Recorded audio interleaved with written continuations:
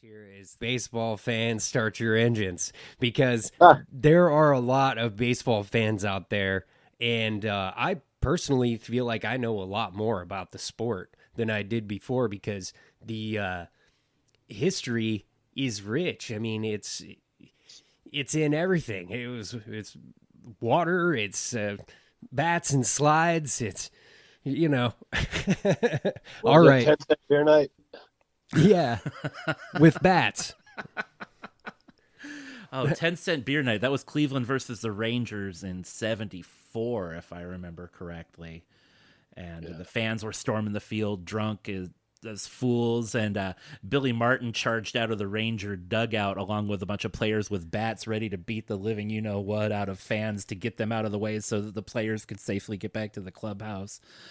I'm kind of glad Billy Martin didn't smash any skulls that day. We would have missed out on 15 more years of his shenanigans if he had. Oh, shenanigans. There it goes. There. Nice Full looking. circle. There we go.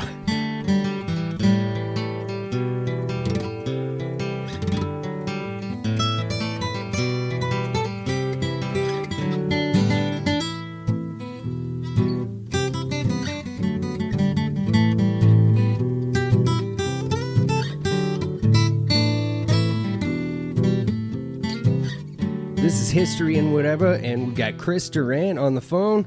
And joining me, yeah, you get your chance. No, I'm sorry. But joining me right here in my upstairs room is Temple the Bard. Hello. All right. So, how do we want to start off the shenanigans here? Well, funny thing is, shenanigans was one of the working titles for the Brewers when they were trying to pick a name. Oh, no way. It is no way. I just made that up. Okay. You had me for a second. Yeah. I'd root for them. I mean, sounds like a good plan. It doesn't sound of the realm of possibility, though. Shenanigans. Yeah. How often do you get to use that word really is the thing. But yeah, so my understanding is I have a couple of fans. Well, I know I'm a fan. I'm not sure if Temple's a fan exactly of the Milwaukee Brewers. I'm more of a baseball historian, but I'm certainly not of a hateful mindset towards the Milwaukee Brewers. Wish ownership would spend a little bit more money on them to bring that championship home. But other than that, I generally am favorably inclined towards the various iterations of the Brewers franchise. Yeah, I think a few years ago when I went to see the Brewers play in San Francisco, one of the sports writers at the paper the day of the game wrote something to the effect of no one hates the Brewers. Yeah, how can you hate the Brewers? Well, you got to win to be hated, first of all. Exactly. That is the criteria, huh? Yeah. You've got to get a good record going, and then you can brew up, I guess it's going to be full of puns today. I have to say there was a time in their history when they were hated, but it wasn't the current American League iteration that was hated. It was the American Association version that was hated. There were some pretty good reasons behind that, too. Well, I can't wait to hear it. Okay, so where should we start here? If it's all right with y'all, I'd like to start with a little bit of the deep history of the Brewers so that we can, circle back around to the current franchise. Yeah, absolutely. That sounds great. Please do. Well, the Milwaukee Brewers started in the year 1901, at least. There were iterations before then, but like the Pro Ball version started in 1901. And they were an inaugural member of the American League in their first ever season. And there was a lot of fan excitement about that. And opening day, they started out strong. They played the Tigers in Detroit, and they were up 13-4 over the Tigers in the bottom of the ninth. And then the Tigers proceeded to score 10 in the bottom of the ninth for a walk-off victory. And that to this day is still the largest ninth inning comeback in the history of Major League Baseball. And I'm guessing that morally it was a pretty nasty defeat because the Brewers ended up sinking deep into last place in the American League. And after the season was over, they ran off with their tail between their legs to become the St. Louis Browns for the next 50 or so years. Yeah. They're always leaving Milwaukee. But, there have been efforts to bring him back, and one of those efforts shortly after the AL team left was the American Association Brewers, and that's a minor league team equivalent to about AAA these days, the highest rung of the minor leagues. But one of the coolest things about the minor league Brewers is they were an independent club. They were only briefly an affiliate of the Cardinals back when the Cardinals were trying to, turn basically the entirety of the minor leagues into their affiliates. But they were an independent franchise for much of that time, beloved in Milwaukee. And then in 1941, famous owner and maverick Bill Veeck purchased the club.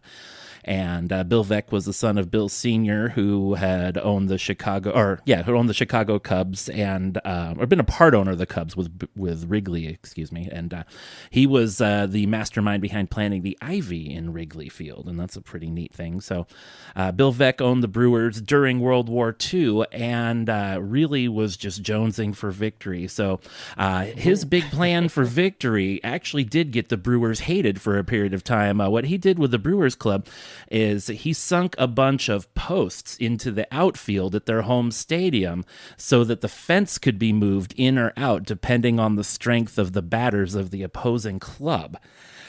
So during the game, in mid-game, they'd be moved? Not mid-game. It'd usually be in between series. It wasn't inning by inning, but, let's say some light hitters came in, well, they'd move the fences in 15, 20 feet so their own sluggers would get some dingers, and some sluggers came in and they moved the fences back so nobody could hit dingers. And, they stole a few victories that way, but the rest of the league absolutely hated that, and they became the heel villains of the league.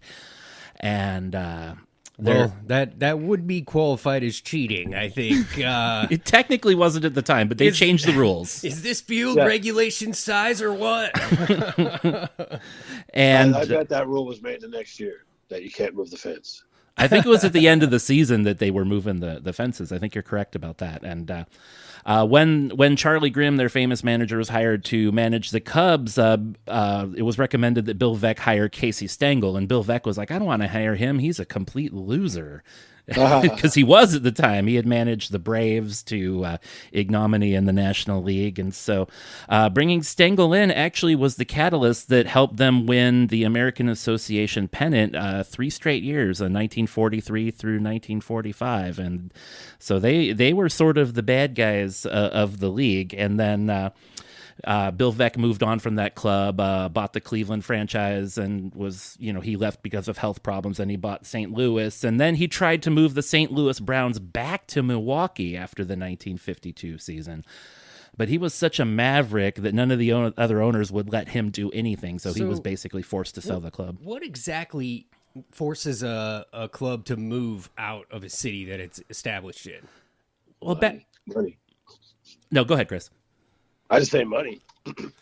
These days, it's money. These days, it's a grift scam in order to do stadium and redevelopment deals. Back then, it was significantly about disaffected fan bases and municipalities that couldn't afford to upgrade current stadiums. And it was more of a bluff back then up until the early 50s. And then, a lot of those bluffs began to be called and franchises started moving all over the country in pursuit of new stadiums, new markets, and newer money.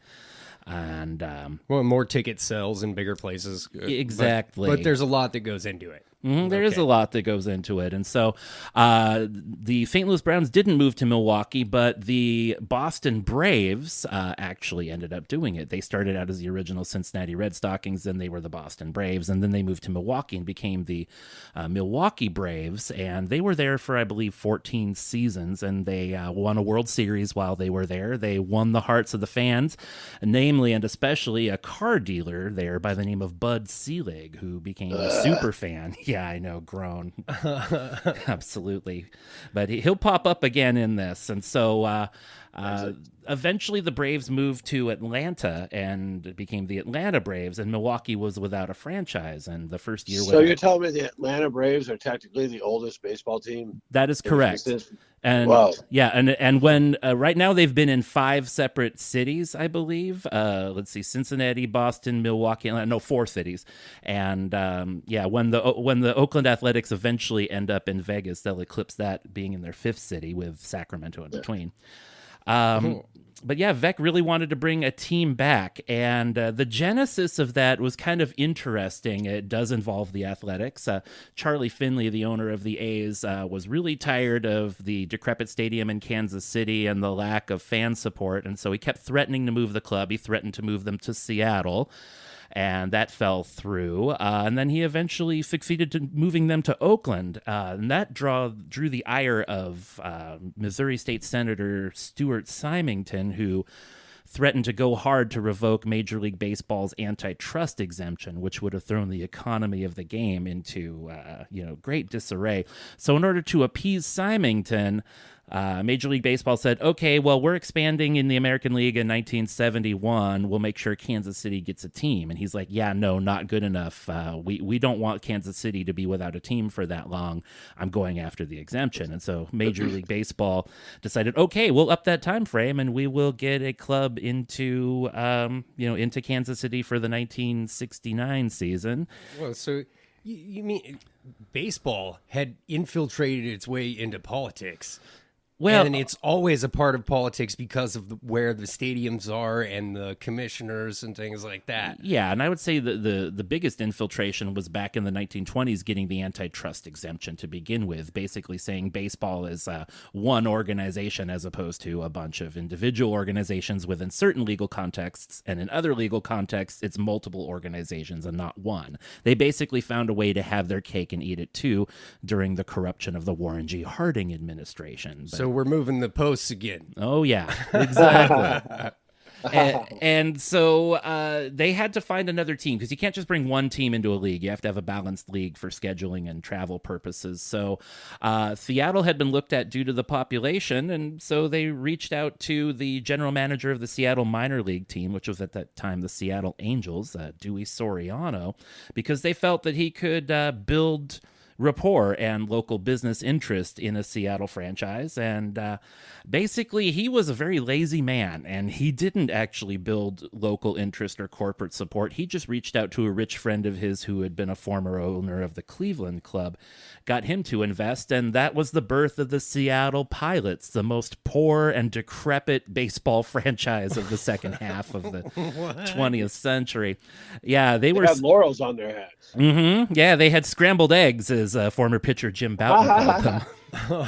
Like military pilot caps, and they were so ill as a franchise they literally played in a stadium called Six Stadium, SICKS, and it was basically falling apart because the city of Seattle had purchased it and allowed it to become decrepit because they wanted to tear it down and build a freeway through it. And the problems with that stadium, including lack of water pressure after the seventh inning, transportation issues, lack of groundskeeping. The seats weren't even all installed in time for the first homestand. Those issues became pretty nasty. And so by the middle of the 1969 season, Major League Baseball was like, yeah, we've got to get this team out of there. And they decided to sell the team to Bud Selig and have them move to Milwaukee. But then the U.S. Senate steps in yet again, and Washington State Senators Magnuson and Scoop Jackson stepped in to negate that sale and find a local group to find the franchise. But unfortunately, Dewey Soriano was sort of a crook and had taken out some loans that he hadn't told potential ownership groups about, and so the local ownership group dropped out because the purchase price would have been $4 million over what they had planned. And they went back and, courted Bud Selig again to purchase the team. But they didn't know if they were going to be able to move them to Milwaukee or not, like Bud Selig wanted. And so they were all the way into spring training of 1970, which would have been their second season.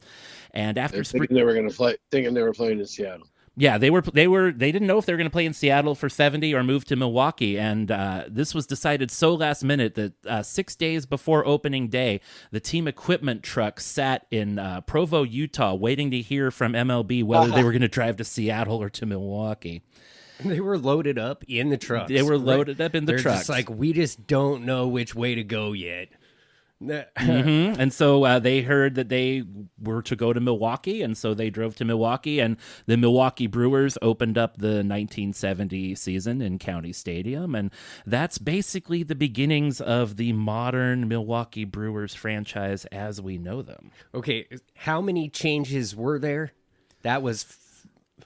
Well, the original franchise went from Milwaukee to St. Louis and eventually to Baltimore, and then the expansion 69 Seattle Pilots moved to Milwaukee and became the Brewers. So between the two different franchises, I think that's 3 different moves.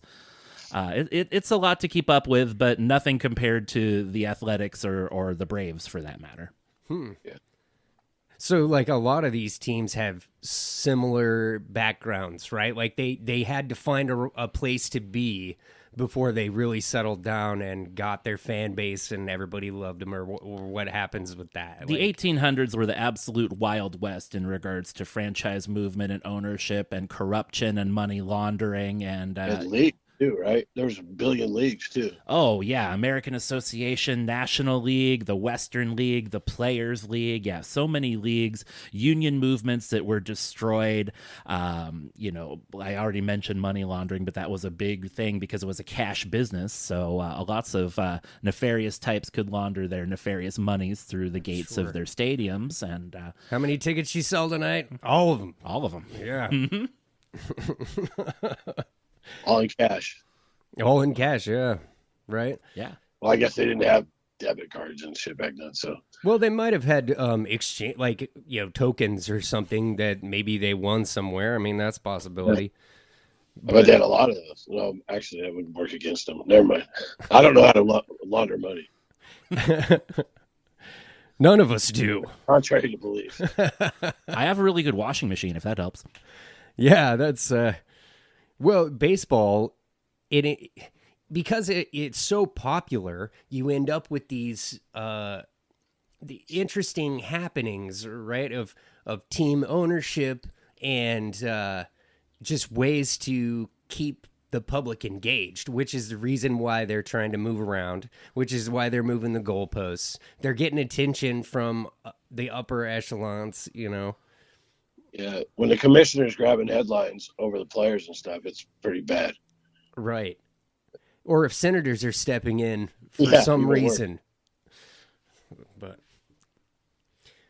well, so how have you always been a baseball fan, Temple, like from as far back, or did you just become interested in it in the history of it? Because I wasn't aware that it really started that long ago, right in the 1800s. So, well, and like in America, how did it catch on and that kind of thing? Are you? Well, I mean, baseball grew up from rounders and town ball, and it ended up being a great way to kill time in military camps during the Civil War. And so the veterans brought back that particular modern version of the game to the cities as well as to the rural areas when they went home from the war. And in the cities, it was a way to have folks who were maybe first or second generation urban dwellers to stay connected to the pastoral lives they remembered from their childhood and from their earlier years. Baseball in those early years significantly was something played amongst elites, but it increasingly became played amongst lay folks, and it really caught on as a very easy, fun way to get some time in the sunshine, whether you're a player on local level or whether you're a fan of one of the bigger teams in one of the major cities. And it just kind of bloomed from that point. It was what America became obsessed with at that time, and that's why it grew so rapidly. Well, and I'm always fascinated by this part of human beings, right? So even back in Rome, there were colors, and it would be like, curse the red team. I am the team of green. Even back then, we identify with a certain group and cheer back and forth before it. So if it's like, I actually know very little about baseball. And as someone who has a history podcast, I don't want to admit that. But what fascinates me is how these games that are popular culture find their way into every aspect of the culture. And they stick around for one reason or another. And it's like, there's probably a lot of reasons why people still go. And I mean, games, right? I mean, but baseball in particular is like a very American thing, even though it's played all over the world, right? I think Temple touched on it already with like the family, like nostalgia with family. Father would take their son would grow up, have his own kids or whatever, and just keep going back to the ballpark, especially if they stay same area and had the same roots with the same team. And the nostalgia evolved, going to the ballpark for the sake of being out in the fresh air and the open evolved into going to the ballpark because your grandpa took your dad to the ballpark, and your dad took you to the ballpark, and you're taking your kids to the ballpark. Right. Well, and we're so spoiled with the internet. It was like in those days, you really had to make something happen. You can get online and play baseball games now, but back then there probably wasn't a whole lot of like recreation. You had to make it yourself, and to have a game that a lot of people could play, you could just play it casually, out in the field. All you need is a stick and a ball of sorts, and then it evolves into this mega giant that it is today. All right. Well, and I think once people found out that people would pay to see certain teams and certain players, it took off from there. Yeah. Oh, so the players are a big part of it as well. Well, the first team that was significantly, I think, fully made up of paid players was the 1869 Cincinnati Red Stockings. And it was a bit scandalous that they were an all-pro team, but yet the fans flooded out. They won every game that season, and they didn't even lose their first game as a franchise until the next season when the Brooklyn Atlantics beat them in a stunner. And it's a testament to people wanting to play baseball and pay for baseball that Cincinnati Red Stockings club still exists today in the form of the Atlanta Braves. Yeah. Well, okay, so where did we leave off in the Brewers' history? 1970, that golden genesis, the beginning of the modern Brewers as we know them.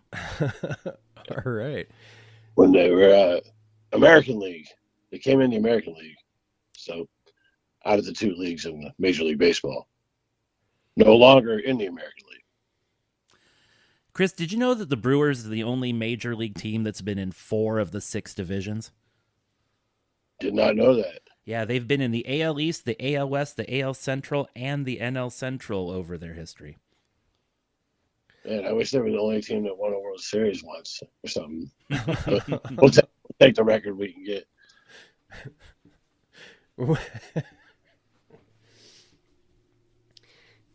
Baseball is it's one of those things that you can't, it's always around in some form, right? Even if it's just in self-defense, what it's around, it's in your house. Where's the glove at? And it's because of this long history of people going back to check out their favorite team. Yeah, and playing Little League too, starting out Little League when you're a kid, you get the basics and the fundamentals of the game, and that's what hooked me. Just playing that, and of course, you guys know wiffle ball. Obviously, yeah. Well, yeah, wiffle ball. Wait, Yeah. Do we know anything about, what's that? I've been playing that since I was a kid, like kind of the same rules that we have set up for the festival game. Okay. So where did wiffle ball come from? Do we know this? Connecticut. Yeah. So I know the wiffle balls, the first wiffle bat was wood. Our first couple wiffle bats were wood. Oh, wow. Yeah. like Those kinds you get that they don't do anymore gladly giving away a free bat at the ballpark day or whatever. Yeah. I don't know if you guys are old enough to remember that. They used to give out little tiny wooden bats to people who'd be drinking beer all day rooting for two different. Well, that seems like a good combination. They're not going to do anything with those. They don't do it anymore, if that says something. Yeah, there's probably only did it for a short time. Some reason this isn't working out, you guys. But wiffle ball, so it was just another way to play baseball, right? It's like, or was it? Did it evolve on its own volition? I'm not sure how to. It's a variation of baseball. It's a baseball you can play closer quarters and like in a gym and stuff like that. Doesn't require the same space as baseball does. Okay, that makes sense. Plus, it was an opportunity for the burgeoning plastics industry emerging after World War II to get in on the game and have a product that they could make cheaply and sell for a pretty penny. That was going to be my question. Was like, okay, so if the bats were made of wood, then they had the polymer plastic kind of wiffle ball deal, right? Man, I don't know when bats came in. You could really smash that thing with a wood bat. You get tired though, swinging that much. I have a feeling if it's the same type of balls, those balls wouldn't last too long.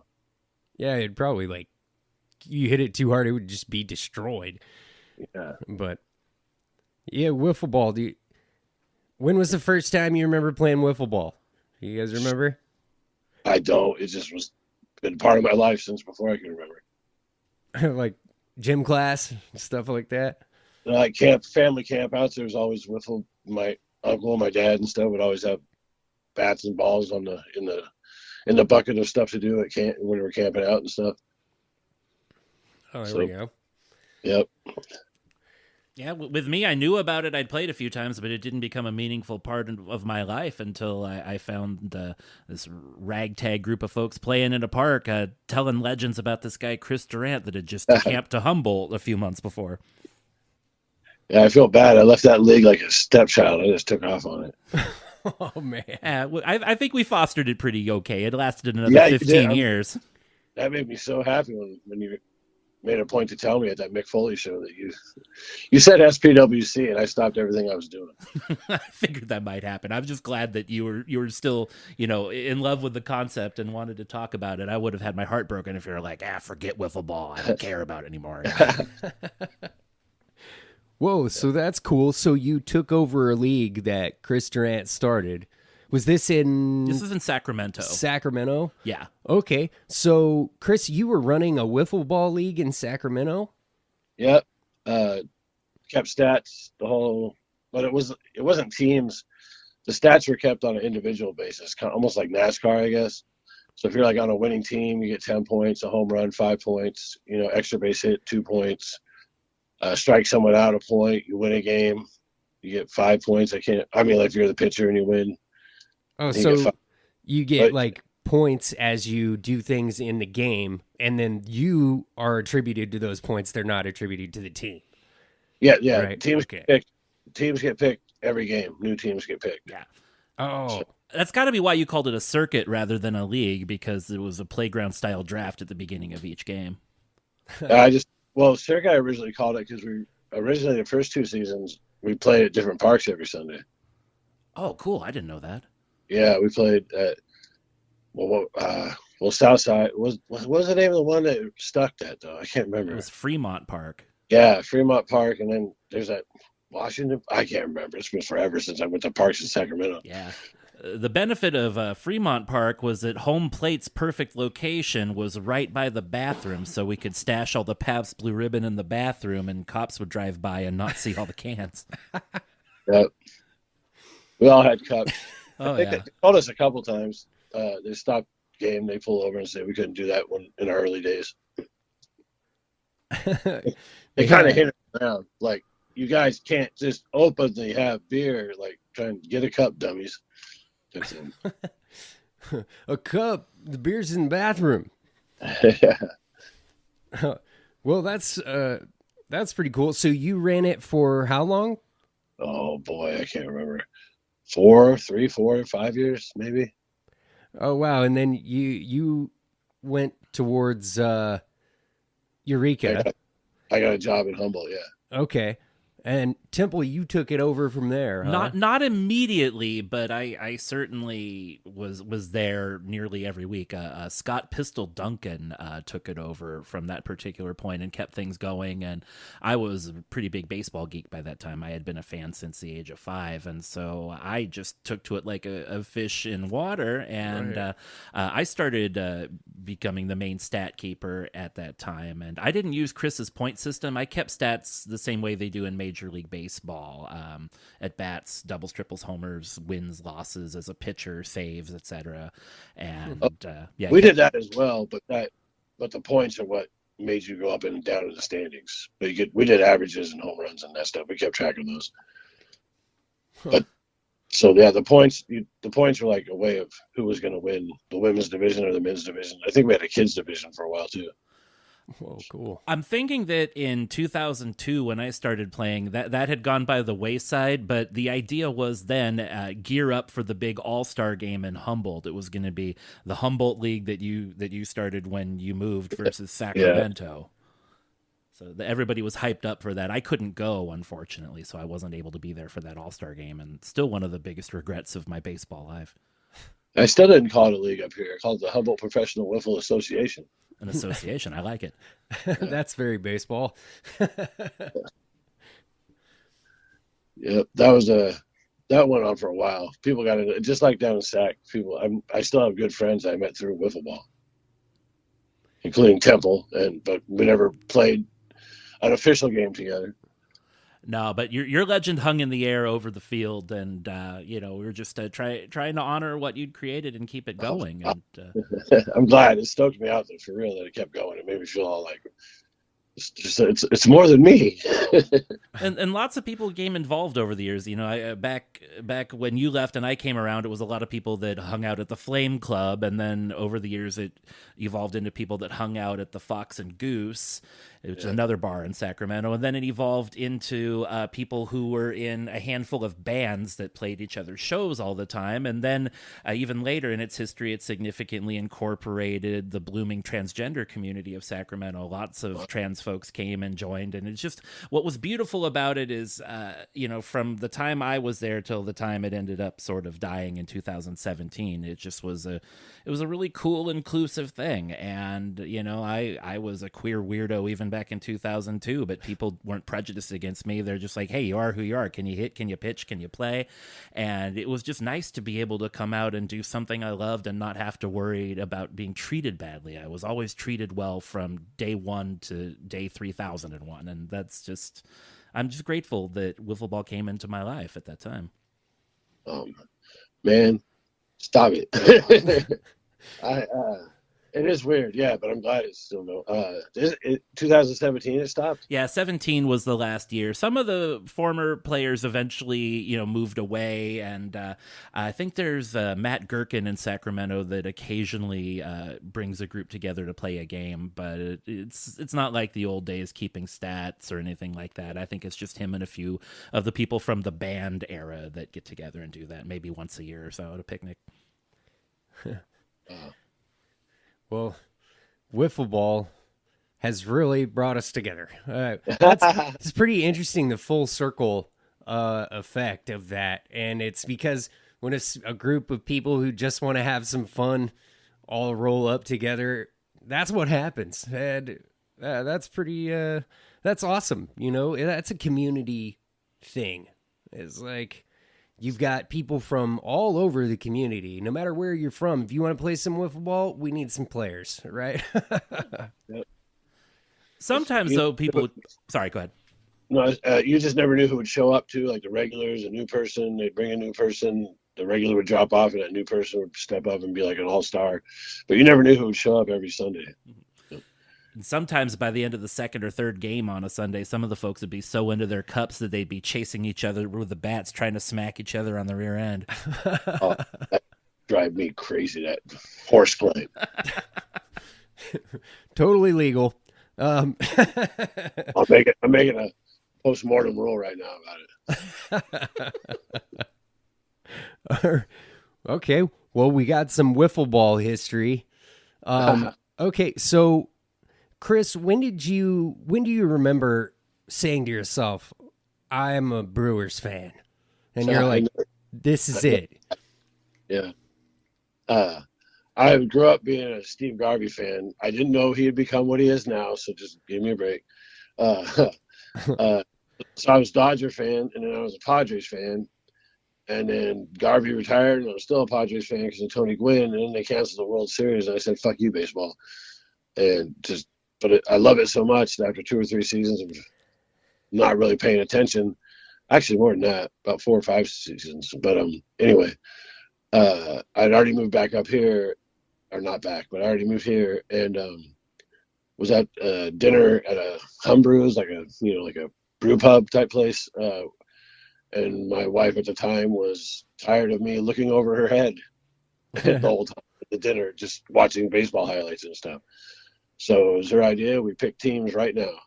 And I said, oh, they got a big, fat, bearded first baseman that can wall up the ball, and they're the Brewers, and I love that logo. And yeah, and Bob Uecker. So I went Brewers right then.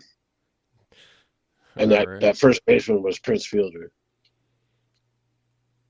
Yeah, see, that's actually one thing I really enjoy about baseball is the aspect of the players.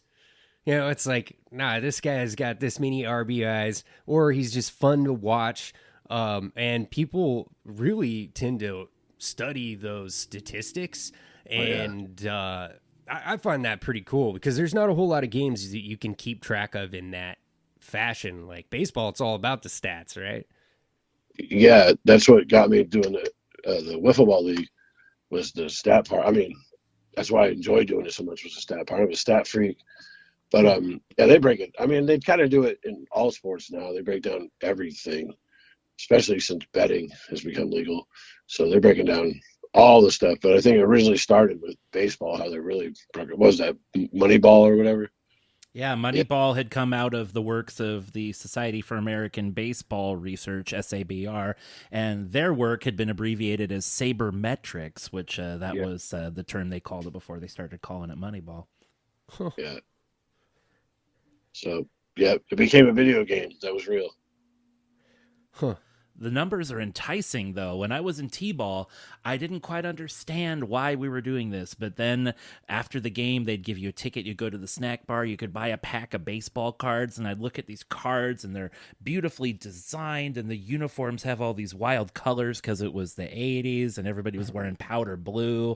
And then at the back, this spreadsheet, this list of numbers. What do these numbers mean? And Did it take you a while to decipher what the numbers meant on the back of baseball cards, or did somebody teach you? My dad was a baseball fan too, so I would just be like, he would tell me, but he'd tell me like slugging percentage. I still don't know what the hell slugging percentage. How do you get slugging percentage?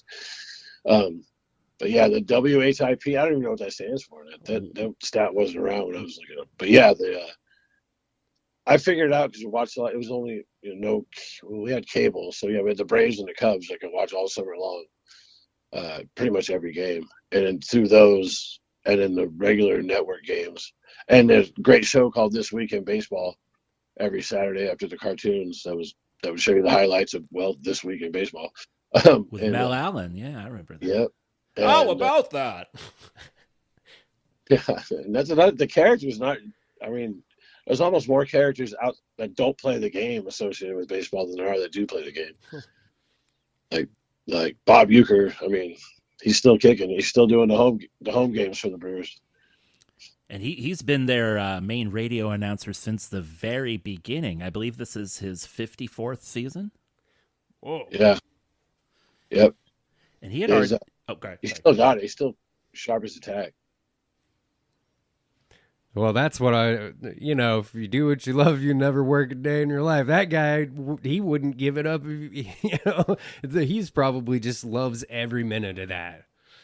Yeah, it's so second nature to him now, I bet. But I heard him one time, they were in San Diego playing the Padres, and they have that wall in San Diego in their new stadium. It's like Western Fabrication or whatever. It's supposed to look all old-timey or whatever. And Bob Uecker was like, hey, the Western Fabrication Company made the levers for the Winchester rifles for the North in the Civil War. This is the place in San Diego, California. And 3 or 4 innings go by, and then he just gets those, I made all that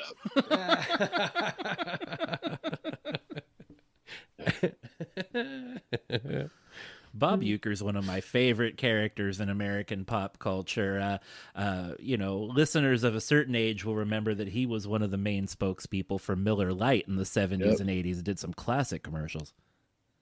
I mean, they have a seat based on a Miller Lite commercial at whatever the name of the stadium is now. Something corporate. Yeah, some not Brewers Stadium. But anyway, the worst seat in the house, there's 2 of them. And one is a bronze statue of Bob Uecker sitting there. And the other one you can sit next to him called the Uecker seats, based on the commercial for Miller Lite where he talks about all the perks he gets and walking down. And he's like, he's sitting very close to the field. Then here come the ushers. And they say, "Oh, Mr. Euchre will show you to your seat," and he goes, "I must be in the front row." And then it cuts to him being in the absolute worst seats of the house. So, well, how did they actually get the name Brewers? Does that have anything to do with that the exchange between Bob Euchre and No, the Milwaukee clubs have traditionally been called the Brewers since the 1880s, local associations. I'm guessing that probably comes from the aftermath of the Great Chicago Fire, when Chicago's drinking water system was destroyed in the fire, and the breweries of Milwaukee basically saved Chicago's bacon by bottling water using their beer apparatuses and then shipping it down the Great Lakes to Chicago so that Chicago had drinking water. The beer that made Milwaukee famous, that was Schlitz, right? I apologize if I get that wrong. That's not even a beer; it's a malt liquor. Back then, it was a beer, and but the beer that Old made Milwaukee's best, Pabst. Crap, what was it? There's so many of them out of Milwaukee. Miller. Mm-hmm.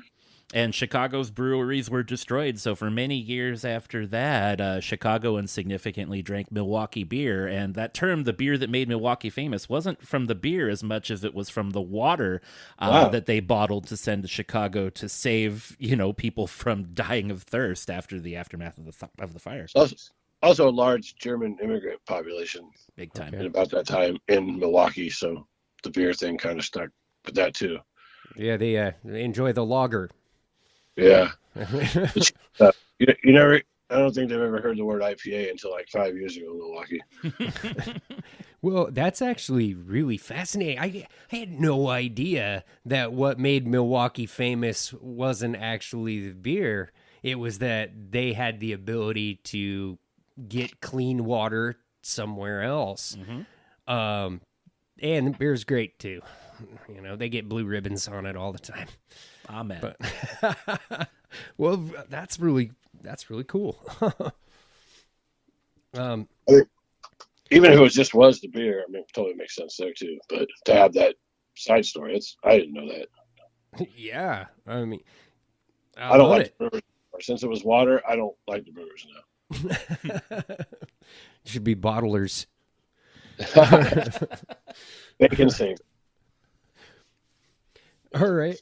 So, Temple, when did you discover that you want to... Are you a Brewers fan, or would you not pick one? At this particular moment, I'm rooting for non-affiliated indie teams. I'm really mad at the business end of Major League Baseball, and also I was a longtime Oakland Athletics fan from 1985 until 2021, when they rescinded their really inclusive ticketing policy and made machinations to move to Las Vegas. And that, combined with the ghost runners and the DH everywhere and the time clock, I just decided baseball is not the same sport that I grew to love. And so I admire baseball. I'm still a student and historian of the game, but I'm not a fan of any particular major league team right now. So I guess my team is the Springfield Drifters, the local Woodbat College League team.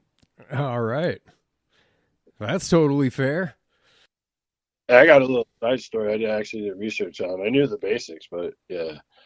The Brewers logo, is right by jumping in with that right now? Oh, yeah. Okay. The Brewers logo, the iconic, they call it ball and glove or mitten ball. I didn't even know this. Growing up when they were in the AL and Robin Yount and Paul Molitor and all those days, I did not know that was an M and a B until I became a Brewers fan. Oh. That mitt makes an M and a B, and that's the Milwaukee Brewers. And in 1977, they had a contest. The team had a contest to replace Barrel Man, which was a guy, kind of humanoid-looking thing with a tap for a head, and then the body was a barrel of beer. So the Brewers mascot was Barrel Man? Yep. And he swung a bat and stuff. And, I don't know how. But anyway, they wanted to replace him, understandably. So, and I have that guy tattooed on me, too. So in 1977, they had a contest. They got 1,932 submissions. About 54%. Look, I really did research on this. 54% were from the Milwaukee area, and 42 from other places, including out of the country. They got one from Turkey. But who won it was a University of Wisconsin Eau Claire student named Tom Mendel, and he won it. He was a father. He was an Air Force veteran, and he was going to school for design at the time. And sent it in, and I read a story earlier, one of the executives was like, some of the stuff they got was literally stick men holding a mug of beer. Like, and he was getting so like, oh my God, this is the worst idea ever. We're never going to find it. And as soon as they opened up Tom Mendel package, that they knew that was the one immediately. The colors were off. It wasn't blue and yellow, it was brown and yellow, but that was an easy switch. So Mendel got paid $2,000, which is about $10,000 today, but no royalties, nothing else after that. And that's, I mean, would you say, Temple, that's one of the most iconic logos in baseball, let alone professional sports? Oh, absolutely. And it's amazing in that it's so subtle yet so out there that, you know, some people caught it right away. Others like you and I didn't catch it for many years. It's just like, why do they have a mitt on their hat? Okay, whatever. But no, seeing it's the M and the B, it's just like, oh wow, that is an amazing logo. Yeah. It's kind of, they jerked him around, I guess, a little bit by not giving him anything else. But $10,000 for a student back then, that's not nothing to shake a stick at. Yeah, that's worth like $50,000 today if you convert, you know, with inflation and such. Well, he got 2,000, but that equals 10K. Oh, he got screwed. Yeah. Yeah. At least give him like lifetime season passes or something. Yeah, really. Yep. But they stopped using. They did that from 78 to 93. They stopped in 93, which was also Robin Yount's final season. And then they started picking it back up in 2008. They had it for special games, like throwback games and stuff for a while. But in 2018, they picked it back up as a regular rotation. And then I think 4 years ago or so, it became their main logo again. And let's see. Do you remember that one they had in the meantime from 93 to whatever, that teal thing? Yeah, it was weird. And they had this logo, it was like MBC or something like that at Milwaukee Baseball Club. It was really one of the uglier uniform sets of the era. And then when they went to open up Miller Field, they tied in their uniforms with the branding of the field. And so they used Miller's M from the Miller cans, and they had like a sheaf of wheat underneath it. You could hardly distinguish Milwaukee Brewer branding from Miller Beer branding with the fonts and logos and stuff. And that was one of their uglier uniform eras. I'm very glad that they've gone back to the classic look.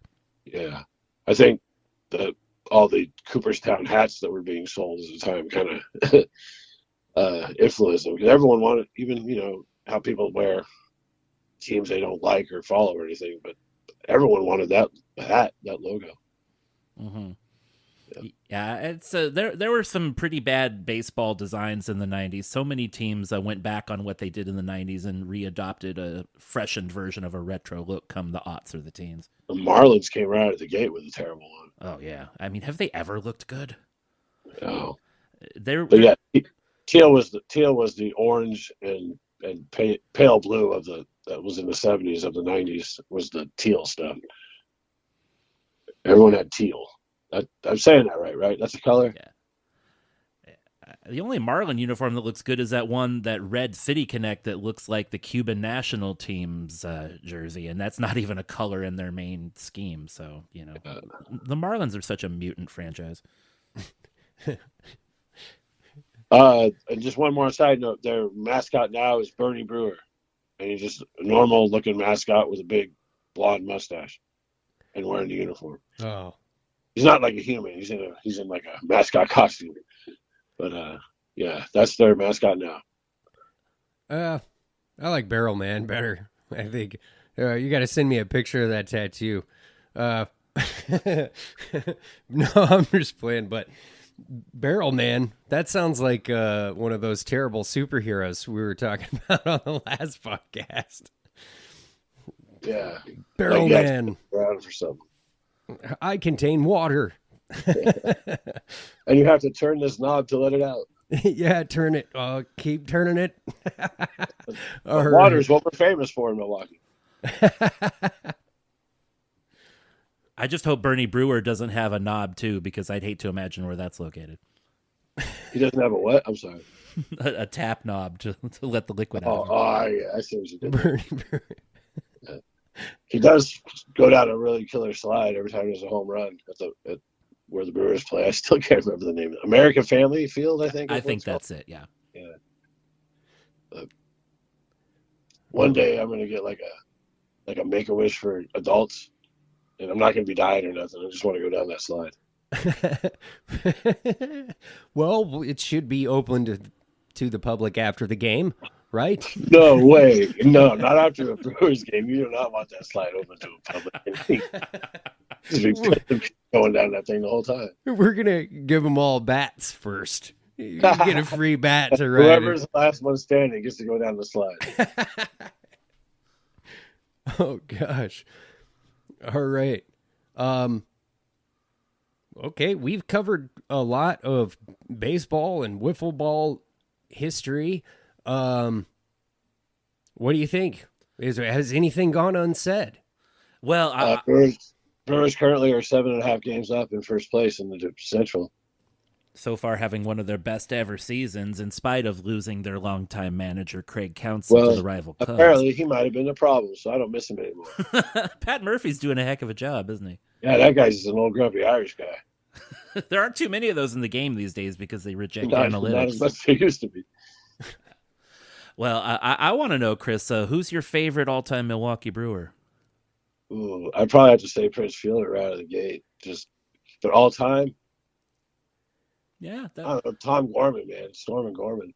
That name. I mean, they were pretty roughneck. They had a roughneck appeal to them back in the '82 season. Like Robin Yount was like a wild child. And I don't know. Was Molitor in the '82? Yeah, Molitor was DHing in '82. They had Pete Vukovich as one of their main starters, and he ended up playing Clu Haywood in the Major League movie.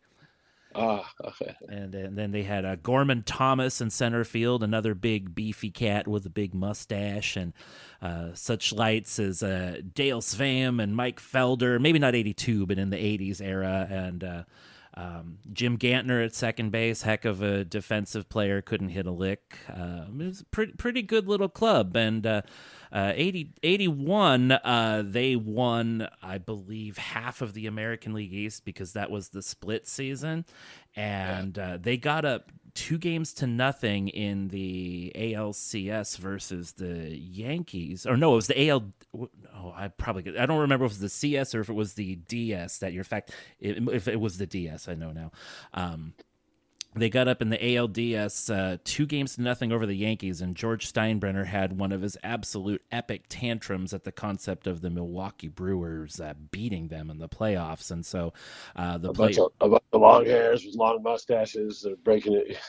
Mm-hmm, that was before the Yankees had the facial hair policy. There were a lot of beards and mustaches on the Yankees back in the day, and I guess their facial hair was better groomed than the Brewers because they stormed back and won that series and went on to the World Series where the Dodgers beat them. But 82 was special, though, because they had tasted the playoffs for the first time. The team was loaded for bear, and they picked up Raleigh Fingers in free agency in that offseason, I believe. It might have been a trade. Please don't quote me on it. I don't have Baseball Reference in front of me, but he ended up being one of the main catalysts that got them into the playoffs, and they beat who did they beat in 82? It was the California Angels they beat that year. Don Sutton, I believe, joined the club for the stretch run and helped lead them to the playoffs, and then they went to a pretty magical World Series against St. Louis that year. They almost won it. I know it's painful as a Brewers fan, but that's the closest they've ever gotten. If it wasn't for that dope fiend Joaquin Andujar, they would have won the championship that year. I'm just growling at the Cardinals. Yeah. Yeah, I don't know too many good-hearted Cardinals fans. It's kind of a A bitter fun fan fact base. about that season, though, Raleigh Fingers did not make the All-Star team, but his mustache did. Honestly, I don't even think he had the best mustache on his own team. Pete Vukovich had the handlebar going on. Yeah, the low The Fu maintenance. Manchu, I mean. Yeah, Raleigh Fingers took too much. He had to like maintain it. Like he looked like Farrell's. Remember the ice cream place, Farrell's? That's what he looked like. He can't like he could be singing you "Happy Birthday" in front of a Sunday. It's like he went and joined a barbershop quartet in the off season or something. Well, hey, Temple, you mentioned I forgot in a message somewhere that your favorite brewer. Well, my favorite brewer is a pretty obscure player. My favorite brewer is Brooks Kieschnick. And most fans probably haven't heard of him unless they're really big fans. But Brooks Kieschnick is basically the greatest player in college baseball history. He won the Dick Hauser Award twice for being the Doogie Howser Award. Yeah, for being the youngest doctor in college baseball. No, he won basically the college baseball MVP award twice, which was he was the only player who's ever done that. He was a two-way player for the University of Texas, pitched them deep into the College World Series, as well as hit 44 dingers over his college career. And then after that, with expansion and other things, he bounced around, didn't get a lot of playing time. But in 2003, the Brewers, they brought him up with the big club at the end of spring training, using that 25th roster spot for a two-way player. And there hadn't really been a two-way player in the major leagues in quite a while. There had been a handful of folks in the 40s and 50s who were either two-way or had converted from outfield to pitching. But nobody since Bob Lemon back in, the 40s and 50s had that potent combination of, pitching and slugging. And so he was a pretty effective right-hander out of the bullpen. He also DH'd and played outfield. And to this day, he's the only Major League Baseball player to have hit a home run as a pitcher and as a DH and as an outfielder in the same season. So, hey, another record. So they better not put Shohei Ohtani in the outfield because I want Kieschnick to keep his record. And I deeply rooted for him, but that utility didn't last for long. He was sent back down to the minors sometime in 2004 and never resurfaced in the bigs. But I rooted for him so hard back then. I just love the concept of a two-way player making it in baseball, and obviously Ohtani is the greatest since Ruth, and maybe even greater than Ruth. So we're living in a renaissance in that respect. All except for now there's a clock in baseball. The clock, the ghost runners, the DH in the National League. Leave it alone. Wait. What is a ghost runner? In extra innings in Major League Baseball, this started during the pandemic. They put a runner on second base at the beginning of the innings in extra innings, and that runner didn't reach base any meaningful way. They just put them there so that extra innings have more scoring and don't tend to extend games too terribly long, because Major League Baseball in this era of information at the palm of one's hand has been hyper focused on shortening games. Oh, I hate that. I hate that too. I love a long meandering baseball game, but they're pandering to the youth market, and in vain, honestly, I think, by trying to shorten games. Baseball. I don't know one young baseball fan. I don't either. Here's something that I had a realization about baseball. My family all football fans, but I got to watch with my neighbor the San Francisco Giants. I don't know anything about them. I got to see them in the World Series. And sitting around with my neighbor, I discovered what baseball was really about.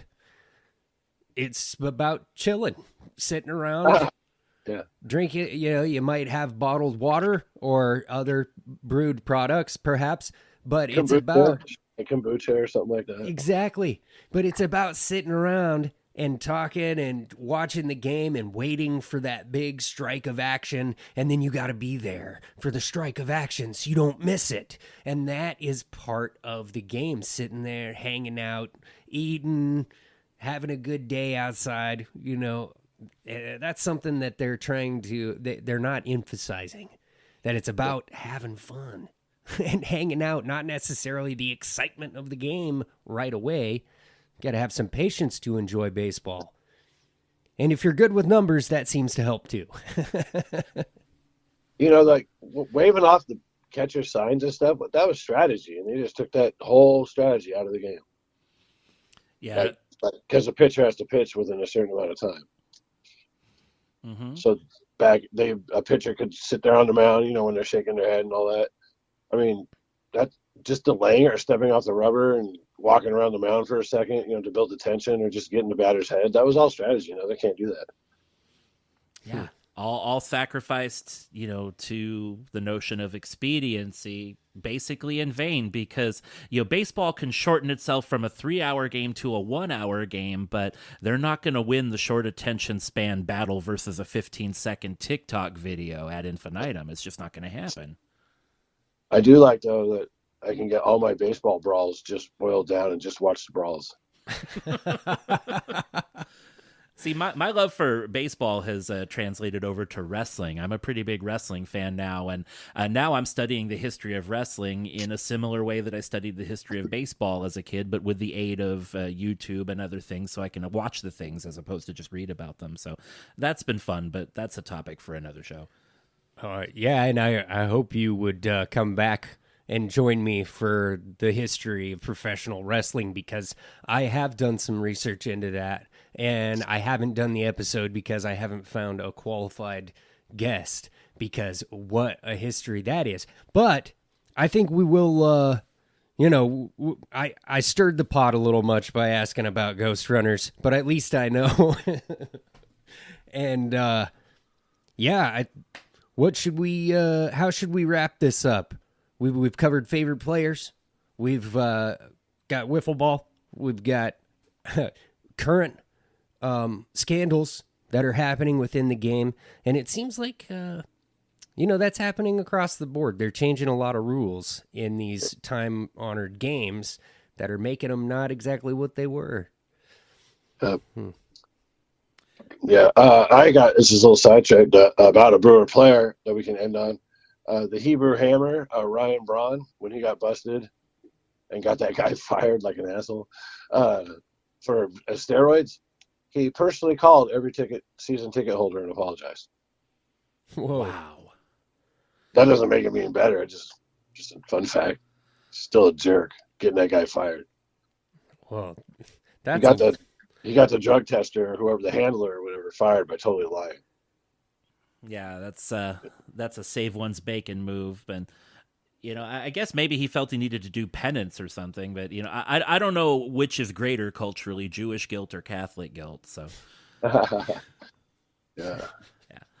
On my end, I'd like to end it by saying this. Out of the 30 Major League franchises, there are only 5 who have never won a World Series before, and the Milwaukee Brewers are absolutely up there. So what I want to see this year is I want to see all these big spenders and all these, folks gaming the system. I want to see them lose. I want to see them drop out. I want to see a Milwaukee Brewers versus Seattle Mariners World Series. So one way or the other, a long-suffering fan base is going to have their moment of triumph, just like Texas did last year. I don't really like Dallas or even the state of Texas, but, Milwaukee's a beautiful place. Seattle's a beautiful place. And if that ends up being the World Series, I'm just going to sit back and watch and see what happens and, share the joy with whoever wins and the pain with whoever loses. And then not to mention the history there between.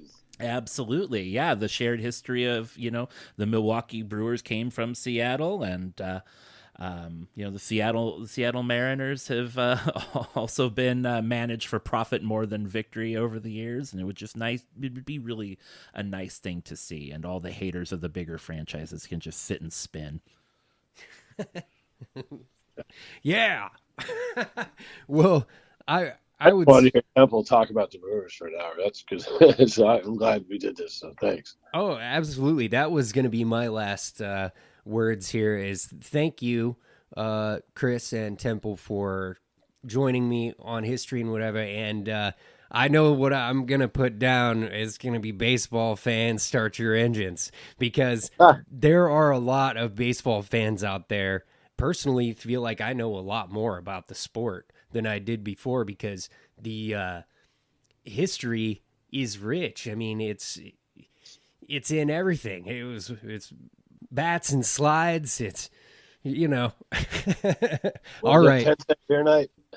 Yeah, with bats. Oh, 10-cent beer night. That was Cleveland versus the Rangers in 74, if I remember correctly. And the fans were storming the field drunk as fools. And Billy Martin charged out of the Ranger dugout along with a bunch of players with bats ready to beat the living you-know-what out of fans to get them out of the way so that the players could safely get back to the clubhouse.